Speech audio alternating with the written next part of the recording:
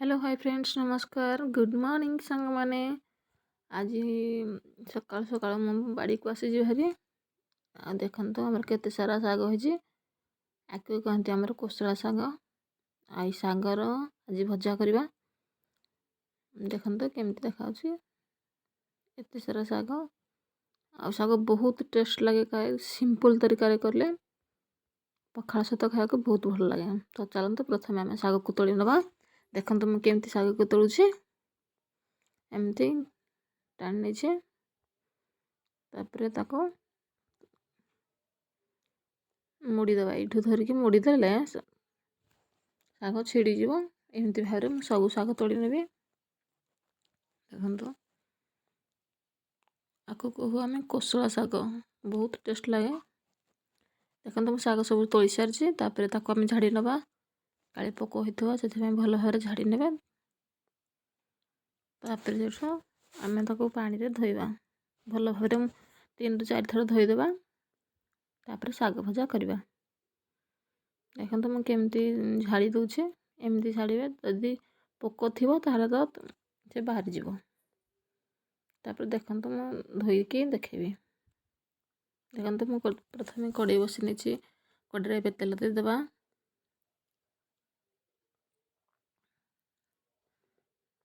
तो ये मुझे साग सब धोई नहीं 3 ରୁ 4 थर धोई नहीं पूरा भल भाव कि रसुण कंचा लंका पियाज काटी नहीं आमर तेल गरम हो सारा एबे आम एथिरे गोटा जीरा पकईदेवा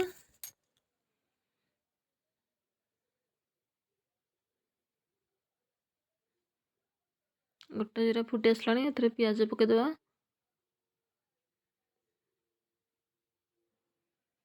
लंकाटा पर देवी कहीं लंकाटा छिटिके से उली दे सारापर मु लंका को देदेवी लंका देले सागर टेस्ट बहुत भल लगे टिके राग लगुव पखाल सहित खाइक बहुत बढ़िया देखो मुझे एबे लंका दूजी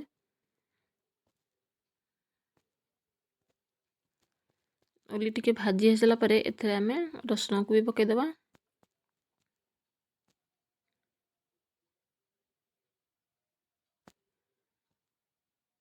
उली भाजी आसला रसुण को पकईदेली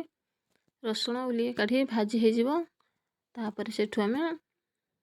साग को पकईदेवा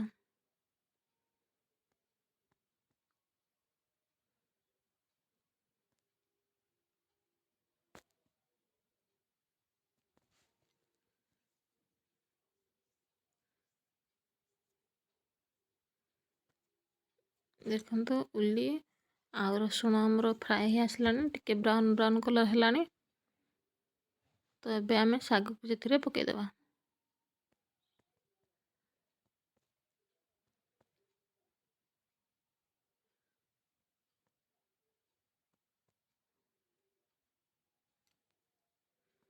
देखो आम चलईदेवा सब आड़े जमी आमर मसला सब मिसीज साग सहित सब साग को मुझे देदेवी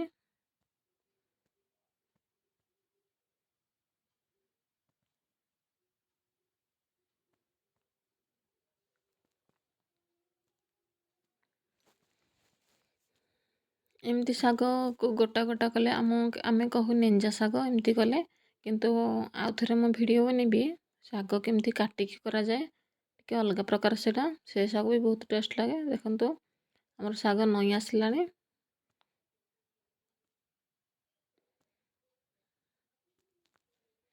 तापर आम ताको टिके घोड़े दबा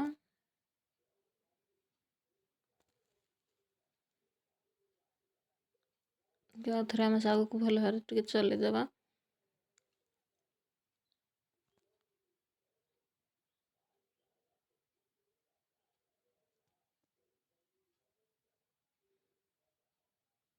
तापर स्वाद अनुजाई लुण पकईदा जी साग से अनुसार लुण पकईदेवा तापर टिके चलईदेवा पुणी साग आमर सीझे ना आ टिके सीझ सागर देखो मुझे पानी बिल्कुल भी देनी पानी आमर बाहरी आसला सागर पानी देले बहुत भल बहुत पानी बाहरी जाए पानी जमार भी देवेनि देखो केते पानी बाहरी सारा ଏଇଟା ହେଉଛି ବିରି ଆଉ ଚାଉଳର ଗୁଣ୍ଡ। ଏଟାକୁ ପକେଇଲେ ଟେଷ୍ଟ ଲାଗେ ଆଉ ଏଠି ପାଣିକୁ ବି ସିଏ ଯଦି ଅଧିକା ହେଇଥିବ ଅବଜର୍ଭ କରି ନେବ। ଟିକେ ଚଲେଇଦେବା, ଘୋଡ଼େଇ ଦେବା। ତାପରେ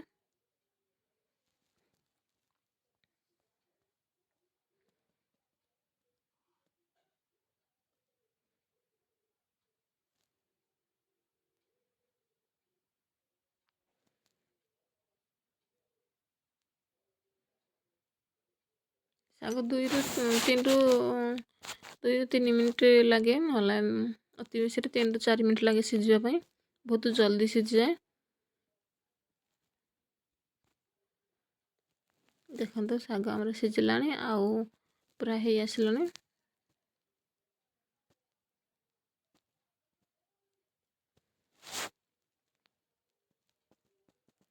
ଏବେ ଆମେ ଦେଖିବା କେମିତି ଶାଗ ସିଝିଛି ନା ନାହିଁ।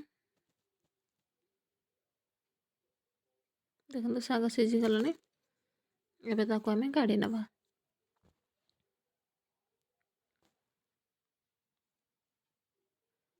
ଦେଖନ୍ତୁ ମୁଁ ଶାଗକୁ କାଢ଼ି ନେଇଛି